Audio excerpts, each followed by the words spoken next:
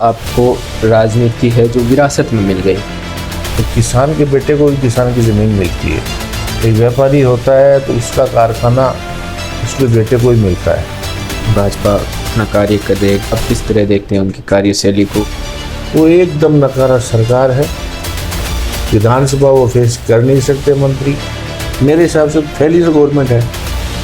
भारत का प्रधानमंत्री है जी, लेकिन हमने कभी देखा नहीं भारत में। जब से राहुल गांधी जी ने कांग्रेस पार्टी का नेतृत्व संभाला, उसके बाद जो कमज़ोर नजर आई, नेतृत्व की जो कमी नजर आई, उस पर आपकी क्या राय है? हमें एक धार्मिक उन्माद की वजह से लोगों की धार्मिक भावना भड़का के सरकार बना के वो बैठे हैं। मंदिर बना दिया, बच्चा बीमार है, अब राम जी ठीक कर देंगे। तो राजा जी अलग चल रहे हैं, गहलोत जी अलग चल रहे हैं, पायलट साहब अलग चल रहे हैं, तो कहीं ना कहीं जो गुटबाजी कांग्रेस पार्टी के अंदर आई। कि मैं आज एमएलए हूँ तो मंत्री बनूँ, मंत्री बनता है तो सोचता मुख्यमंत्री बनूँ। ईवीएम अगर रहेगा तब तक तो इनकी सरकार रहेगी, ये तय है। सचिन पायलट या अशोक गहलोत, ये दिल की बात। मेलोडी खिला रहे हैं, मेलोडी खा रहे हैं, हंस रहे हैं, बात में पता नहीं अगला बोल क्या रहा है, फिर भी हंस रहे हैं।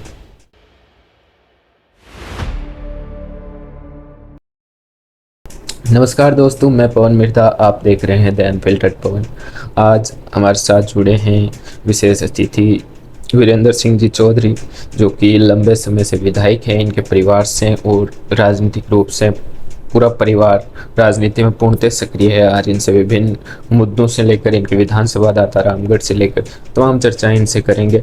तो सबसे पहला तो मेरा सवाल है वीरेंद्र जी कि राजनीति में आपका परिवार राजनीति में रहे, आपके पिताजी राजनीति में रहे, तो आपका शुरू से ही फैसला था क्या कि राजनीति में ही जाना है? अब फैसला तो नहीं कह सकते उसको, लेकिन घर का माहौल ऐसा था कि लगता था कि राजनीति ही करनी होगी। जी, जैसे कि आपके पिताजी लंबे समय तक आप दाता रामगढ़ से विधायक रहे और फिर आपको ये जिम्मेदारी सौंपी, तो आपने इसे एक जिम्मेदारी माना या फिर आपका शुरू से ही ऐसे था कि भाई पिताजी विधायक है तो मुझको भी अब विधायक ही बनना है? विधायक बनना ऐसा नहीं है। जनता से आप पूछे, मेरे 5 साल के कार्यकाल को अगर देखें तो विधायक ही बनना है जैसी चीज़ कोई भी आदमी नहीं कहेगा। वो सिर्फ एक जिम्मेदारी है और उसको मुझे उनकी जो जिम्मेदारी दाताराम के प्रति उनका जो भाव समर्पण जो नारायण सिंह जी का रहा, जो डेवलपमेंट है, हमारा बहुत पिछड़ा हुआ एक इलाका कहलाता था दातारामगढ़ जी, जिसको लोग ढूंढाड़ भी कहते थे पहले। तो वो मैंने भी वो एक लक्ष्य लिया कि पिताजी की उम्र हो गई तो उस काम को आगे बढ़ाने के लिए मुझे आगे आना होगा, और मैंने निश्चित रूप से उस क्षेत्र के डेवलपमेंट के लिए काफ़ी काम किए। तो जैसा कि विपक्ष अक्सर आरोप लगाया करता है कि आपको राजनीति है जो विरासत में मिल गई, लेकिन आप इसे किस तरह देखते हैं? क्या आप ऐसा फील करते हैं कि भाई मुझको विरासत में मिल गई, या आपने खुद ने संघर्ष किया, लोगों से मिले, व्यवहार आपने कमाया जिसके कारण आपको विधायक चुना गया, या आप एक विरासत? एक किसान जो होता है तो किसान के बेटे को ही किसान की ज़मीन मिलती है। जी, एक व्यापारी होता है तो उसका कारखाना उसके बेटे को ही मिलता है। जी, वो नया खड़ा नहीं करता। तो विरासत भी कह सकते हो। लेकिन मैंने 15 साल की उम्र से इस क्षेत्र के लोगों के बीच में रहा। जब चौधरी साहब जयपुर होते थे तो मैंने दातारामगढ़ क्षेत्र का काम और सीकर ज़िले तक का जितना काम होता था तो मैं लोगों के साथ जाके उनके दुख सुख में शामिल होता था, उनका काम कराता था। तो विरासत तो नेचुरली विरासत भी है। अगर मैं नारायण सिंह का बेटा नहीं होता तो आज मुझे इतना इजीली टिकट और लगातार 2 जीत नहीं होती। इस बार से मैं नकार भी नहीं सकता। लेकिन अकेले विरासत से है तो अकेले विरासत है। देवजोत सिंह का बेटा है जी, वो कहाँ है? जितने भी मुख्यमंत्री रहे, जितने भी नेता रहे, बिल्कुल, अगर सिर्फ विरासत से ही होता तो पॉलिटिशियंस के बेटे तो 2-4 ही सक्सेस जो है, बड़े जो लेता है उनके तो 2-4 बेटे ही हैं। बिजन जी ओड़ा को मान लो, दो चार बेटे हैं, महिपाल मदेरणा को मान लो। ऐसे दो चार लोग जो हैं जो राजनीति में स्थापित हो पाए। जैसे दाता रामगढ़ बहुत बड़ी विधानसभा है और जैसे उन लोगों की अलग अलग समस्याएं आप सुनते हो, तो आपके हिसाब से आपकी विधानसभा की सबसे बड़ी समस्याएं क्या है? दाता रामगढ़ में 1972 से पहले ना रोड कनेक्टिविटी थी, ना बिजली था, न पानी की कोई समुचित व्यवस्था थी, न स्कूलें थी और ना कोई स्वास्थ्य के संबंधित कोई बड़ी स्कूलें। हमारे सीनियर सेकेंडरी स्कूल पलसाना और दाता रामगढ़, एक रानोली, ये तीन तो थोड़े दिन पहले तक मुझे याद है, ये सीनियर सेकेंडरी स्कूलें थी। तो काफ़ी पिछड़ा इलाका था और आज उसको, अगर आप कभी दाता रामगढ़ विजिट करो जी, तो आपको पता लगेगा कि ऐसी सड़कें, ऐसा इंफ्रास्ट्रक्चर, ऐसी स्कूल की बिल्डिंग है 5-5 करोड़ की, इसमें छात्र संख्या कम होने के बावजूद इतनी बड़ी संख्या बहुत ही शानदार भवन हमने बनाए हैं। चिकित्सा के क्षेत्र में हमने इतने ज़्यादा काम किए जिसकी आप कल्पना तक भी नहीं कर सकते। राजस्थान में अभी आप विपक्ष में हैं, कांग्रेस पार्टी से आप जुड़े हुए हैं, और जिस तरह भाजपा अपना कार्य कर रही है, कार्यशैली पर आप किस तरह देखते हैं उनकी कार्यशैली को? क्या वाकई उनको, उनकी जो सफलताएं हैं, उनके जो विकास के वादे हैं, इनको आप क्या कहना चाहोगे उन पर?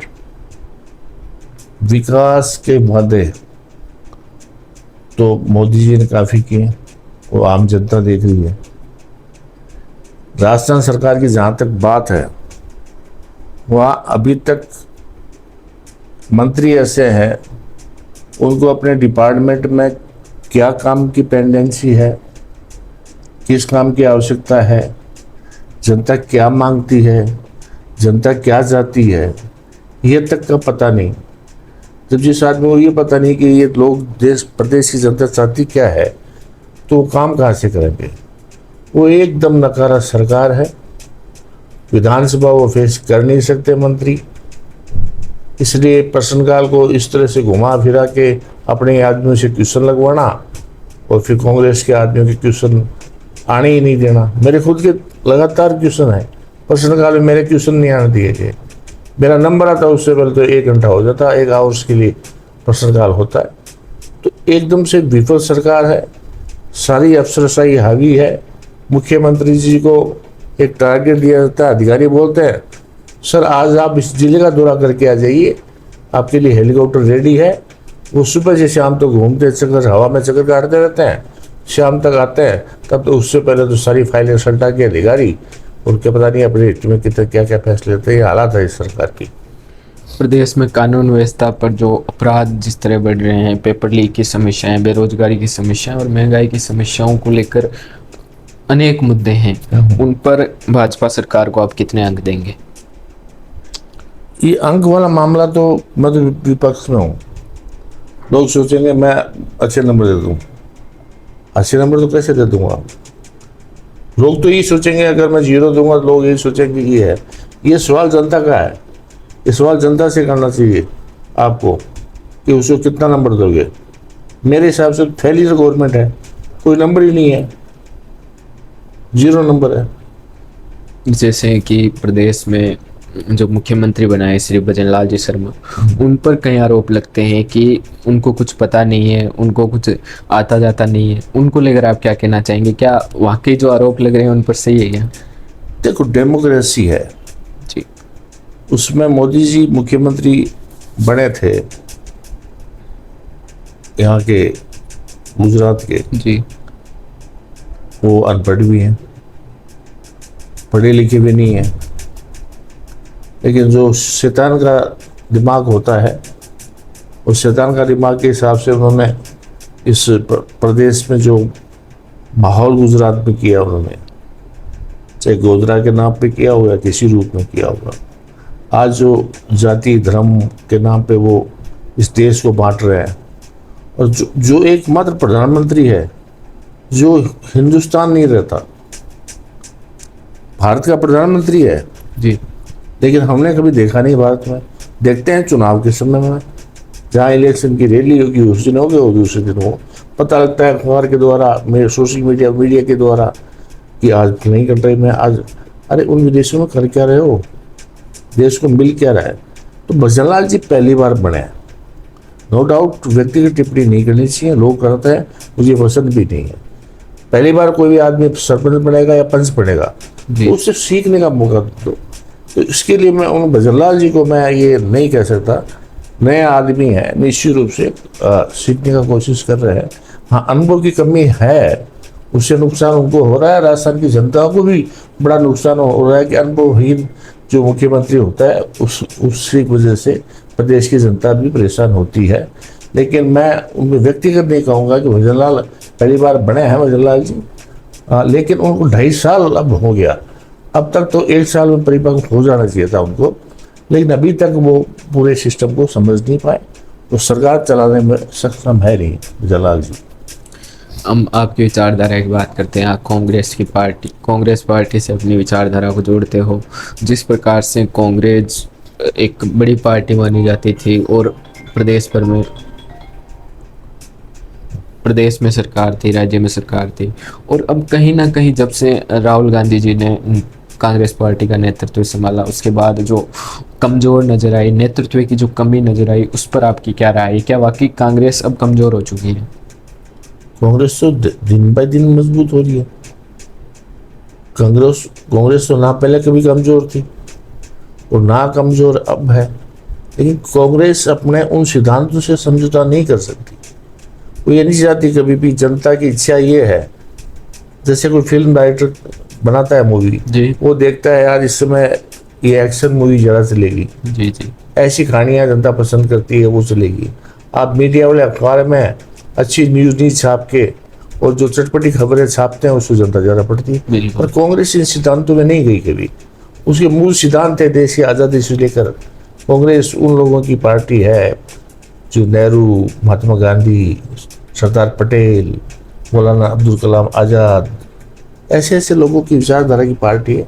वो अपनी विचारधारा से भटकी नहीं भटकने की वजह से उन्होंने कभी हिंदू मुस्लिम नहीं किया, उन्होंने जातिवाद को लेकर नहीं आए। उनका दिमाग में रहा कि देश को प्रगति करनी है, देश को विश्व के अग्रणी देशों में खड़ा होना है। इसी मानसिकता से हम लोग काम करते गए। उसका खामियाजा हमें, जनता को उस चीज़ को समझ नहीं पाई और उसकी वजह से ये जो एक नया चंपत राय लेके आए, राम मंदिर लेके आए, कभी गाय को लेके आए, उसकी वजह से हमें एक धार्मिक उन्माद की वजह से लोगों की धार्मिक भावना भड़का के सरकार बना के वो बैठे हैं। लेकिन जब भी जनता की समझ में आएगा, जब उसको जरूरत पड़ेगी कि आज मुझे रोजगार की जरूरत है, तो युवा सोचेगा, तो मंदिर में जाने से और घंटा बजाने से मंदिर का नौकरी नहीं मिल जाएगी। बिल्कुल, उसको इंस्टीट्यूट चाहिए, उसको अच्छी स्कूलिंग चाहिए, अच्छी स्कूल चाहिए। आज बच्चा बीमार हो गया, भाई ठीक है, आज राम मंदिर बना दिया, बच्चा बीमार है, अब राम जी ठीक कर देंगे। अरे डॉक्टर के पास जाना पड़ेगा। बिल्कुल, तो हॉस्पिटल भी चाहिए, पीने के लिए पानी भी चाहिए, जाने के लिए सड़क भी चाहिए, सारी चीज़ें हैं, सब चीज़ की आवश्यकता है। जैसे कांग्रेस पार्टी कमज़ोर हो रही, इसकी बात की तो आपने जवाब दिया। राजस्थान में भी कांग्रेस के नेतृत्व में वो अलग अलग हो गई, गुटबाजियाँ हो गई। सारे जो बड़े नेता है उनका एक अलग ही पक्ष है। कोई डोटासरा जी अलग चल रहे हैं, गहलोत जी अलग चल रहे हैं, पायलट साहब अलग चल रहे हैं। तो कहीं ना कहीं जो गुटबाजी कांग्रेस पार्टी के अंदर आई, उसने कांग्रेस को कमज़ोर किया प्रदेश के अंदर, राजस्थान के अंदर। इस चीज़ को लेकर आप क्या सोचते हैं? गुटबाजी जैसी चीज़ तो है नहीं। महत्वाकांक्षा सब में होती है कि मैं आज एमएलए हूँ तो मंत्री बनूँ, मंत्री बनता है तो सोचता मुख्यमंत्री बनूँ, बिल्कुल, मुख्यमंत्री रहता है तो सोचता कि लगातार मैं ही बना रहूँ। ये तो हर आदमी की एक व्यक्तिगत महत्वाकांक्षा होती है। कांग्रेस पार्टी में ऐसा है नहीं राजस्थान में, और ऐसी कोई गुटबाजी, ऐसे गुट नहीं है हमारे। हर आदमी अपने अपने हिसाब से कांग्रेस को मजबूत करने की कोशिश कर रहा है। आज की राजनीति में विचारधारा बहुत महत्वपूर्ण रहती है। आप क्या समझते हैं, क्या वाकई विचारधाराओं से चुनाव जीता जा सकता है? आप किस पर निर्भर करते हैं कि चुनाव जीतने के लिए विचारधारा जरूरी है या फिर रणनीति, या फिर जनता के बीच जाना, जनता को जोड़ना आप अपने आप? रणनीति तो राजनीतिक एक दिमाग हो गया। बिल्कुल। ये सातिराना चीज होती है कि आपने कैसी रणनीति बनाई, आप जनता को कैसे बेवकूफ बनाने में, मैनेज करवाने में आप सही साबित हुए। लेकिन विचारधारा जो है, रणनीति कुछ समय के लिए टिकेगी, विचारधारा वर्षों से चली आई, वर्षों तक चलेगी। ये आज भी सोच है कि हिंदुस्तान 3 टुकड़ों में बटा हुआ है। जी। एक एकदम गरीब आदमी है, एक गरीब है, एक मध्यम वर्ग है, एक उच्च वर्ग है। उनकी इच्छा है, वो भारत यात्रा इन्होंने इसलिए निकाल दी कि हिंदुस्तान को नजदीक से देखो, हिंदुस्तान को एकदम नजदीक से देखो। जी। वो उस आदमी में एक है, क्वालिटी कह सकते हो या पारिवारिक संस्कार कह सकते हो, जो 3 प्रधानमंत्रियों का घर में पड़ा हुआ है। और वो ऐसे प्रधानमंत्री जिनका मुकाबला हजारों साल तक कोई दूसरा आदमी नहीं कर पाएगा, उस घर में पला है, बड़ा है, वहाँ के वो संस्कार उसने लिए। तो उसको एक चीज़ दिखती है कि ये डिफरेंस खत्म करना है। जी। गरीब इतना गरीब होता जा रहा है, अमीर इतना अमीर होता जा रहा है।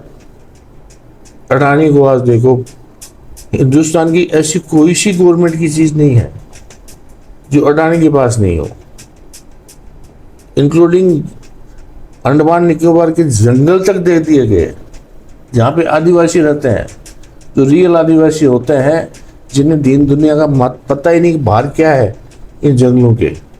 उस जंगल काटने के बाद में वो लोग जाएंगे कहाँ? तो उस गैप को दूर करने की विचारधारा राहुल गांधी में है। लोग उस चीज़ को अब धीरे धीरे समझ रहे हैं।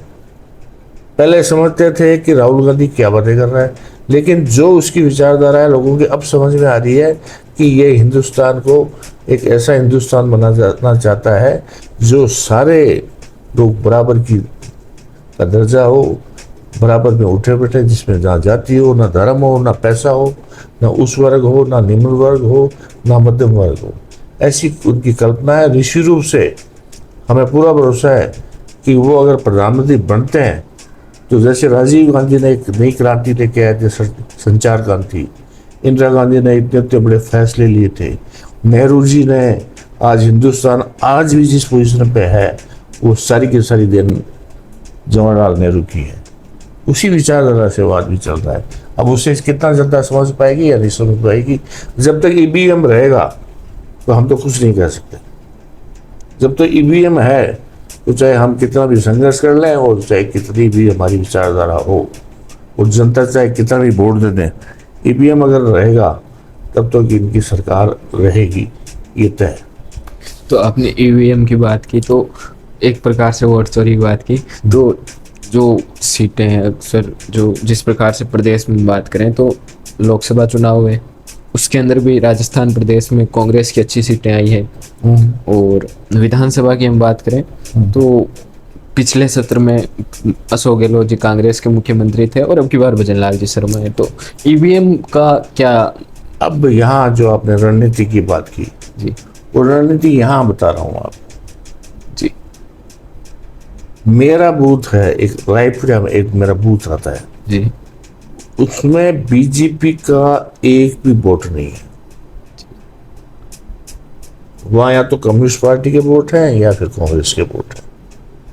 उसमें ये सारे के सारे उसमें वो मेजोरिटी में उस बूथ में आए।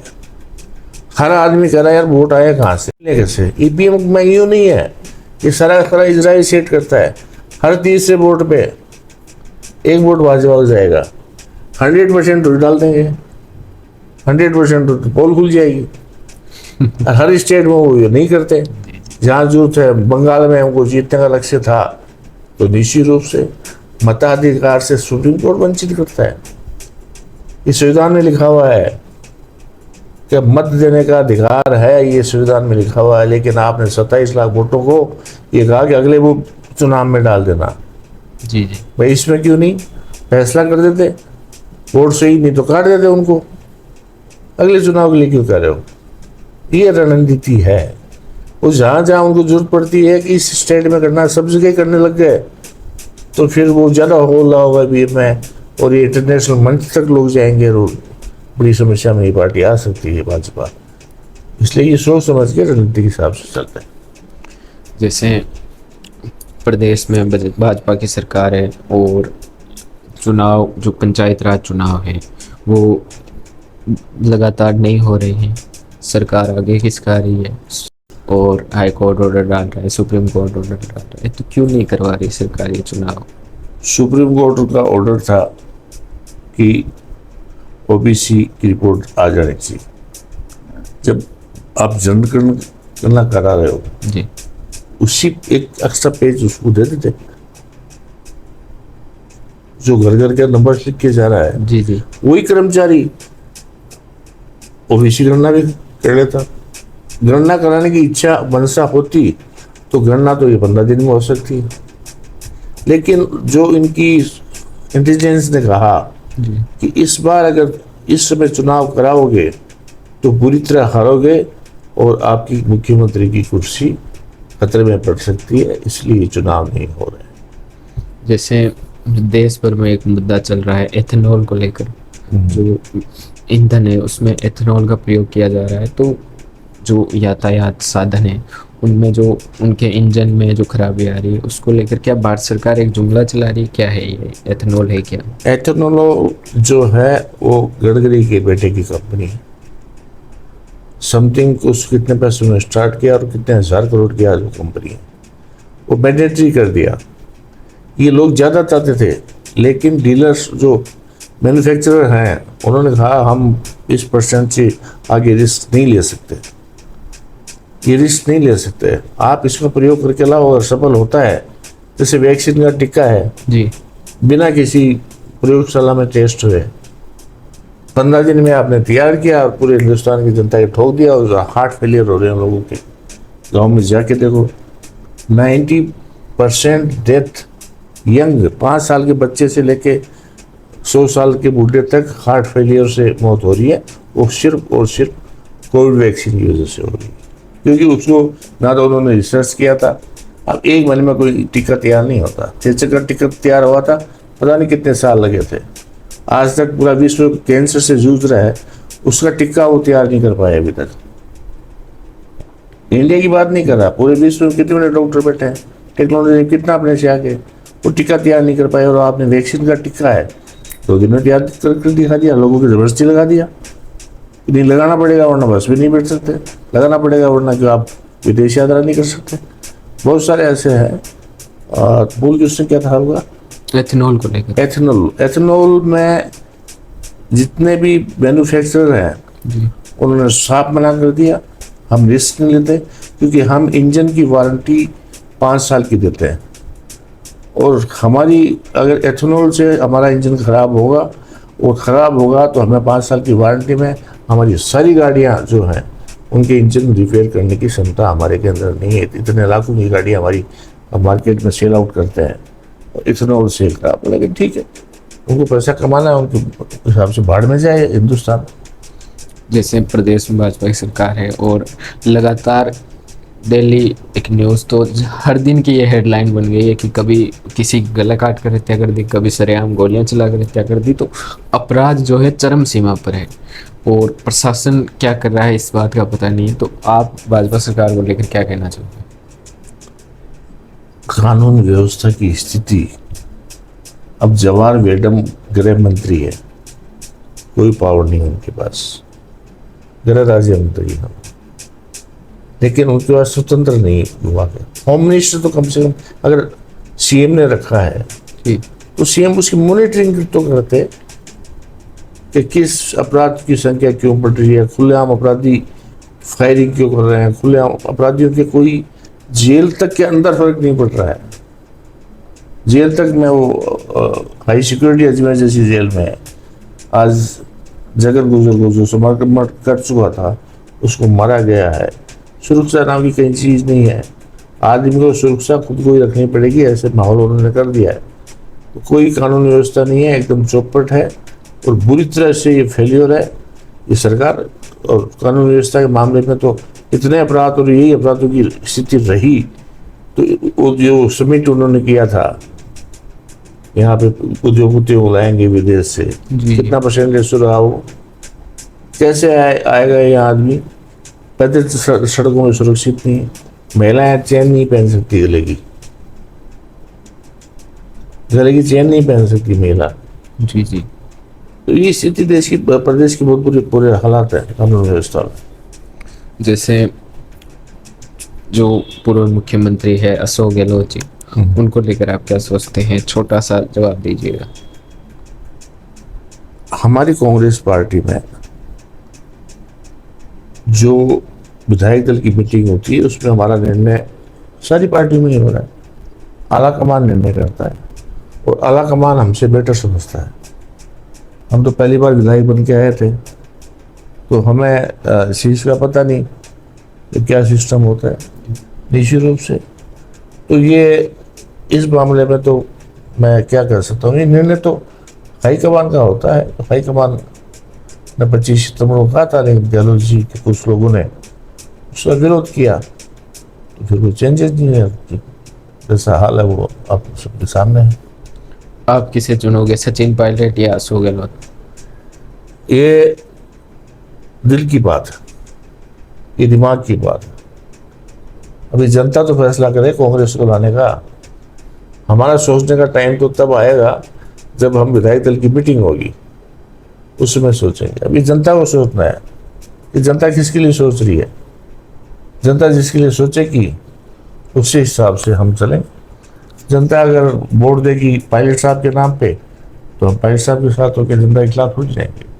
जनता अगर कहीं अशोक जी गहलोत के हिसाब से वोट देगी, तो हम गहलोत साहब के साथ जाएंगे। जनता भी निर्णय करता है, और आप देख रहे हो जनता क्या सोच रही है, जनता कैसा। जो आज के समय में जो युवा नशे की प्रवृत्ति की तरफ बढ़ रहे हैं, और जिस प्रकार के एमडी ड्रग्स वगैरह जो ग्रामीण क्षेत्रों में फैल रहे हैं, उनको लेकर क्या संदेश है आपका? देखो, अगर सरकार चाहे ना तो ये कहते हैं कि चाइनीज चीज, स्वदेशी चीज का बहिष्कार करो, विदेशी चीज का। जी। विदेशी चीज का बहिष्कार करो। जनता क्यों करे विदेशी चीज का बहिष्कार? उसको तो बढ़िया प्रोडक्ट लगेगा वो लेगी, जिसमें जो आदत होगी वो पूरी करेगा। ये तो जिम्मेदारी सरकार की है कि विदेश से जो मालवाहक जहाज से जो सामान आता है, चाइनीज मांझे की बात करते हैं, छोटी सी दुकान पे छापा मारते हैं। अरे जहां से चाइनीज मांझा पोर्ट पे उतरा है वहीं रोक लेते इसको, यहाँ तक आने ही क्यों दिया? चाइनीज प्रोडक्ट को विरोध करते हो तो अपने प्रोडक्ट बनाओ ना, ऐसी मैन्युफैक्चरिंग करो जो हमारी, जो मैन्युफैक्चरिंग जो आज हमारा कॉटन जो था जी, जिसमें विश्व में कॉटन में हिंदुस्तान प्रसिद्ध था, इन 10 सालों के अंदर कॉटन का सारा व्यापार बांग्लादेश ले गया हमसे। कॉटन के नाम में फैक्ट्रियां नहीं बची हमारे पास। स्थिति ये है, तो उस मूल चीज को खत्म करो। ड्रग्स को खत्म करना है।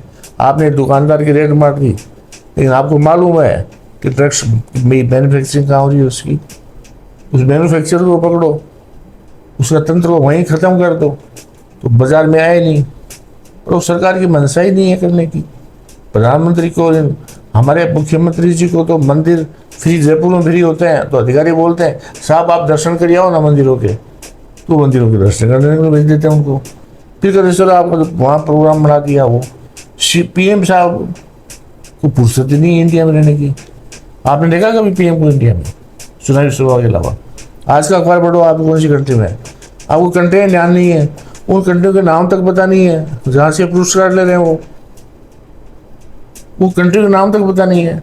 उन कंट्री में यात्रा कर रहे हैं, उनके साथ ना विदेश सचिव होता है, ना उनके साथ विदेश मंत्री होता है, ना कोई अधिकारी उनके साथ होता है। अकेले ही तय करने जाते हैं। मेलोडी खिला रहे हैं, मेलोडी खिला रहे हैं, मेलोडी खा रहे हैं, हंस रहे हैं, बात का पता नहीं अगला बोल क्या रहा है, फिर भी हंस रहे हैं। वो तीन और एक दूसरा अपनी भाषा में बात कर रहे हैं और ये बीच में खड़े हंस रहे हैं। वो जप्पी मारते हैं। संजय दत्त एक पिक्चर में जप्पी मारता था, उसे ठीक करता था, तो बोला भाई MBBS ये जप्पी से ठीक होता है, तो इसने ये देखा कि वो जप्पी से ठीक कर रहे हैं, तो ये जप्पी से ठीक कर रहे हैं। सब कुछ पूरे हिंदुस्तान के लिए पूरे विश्व में जप्पी मार रहे हैं। बहुत बहुत धन्यवाद विधायक जी, जुड़े हमारे साथ। धन्यवाद।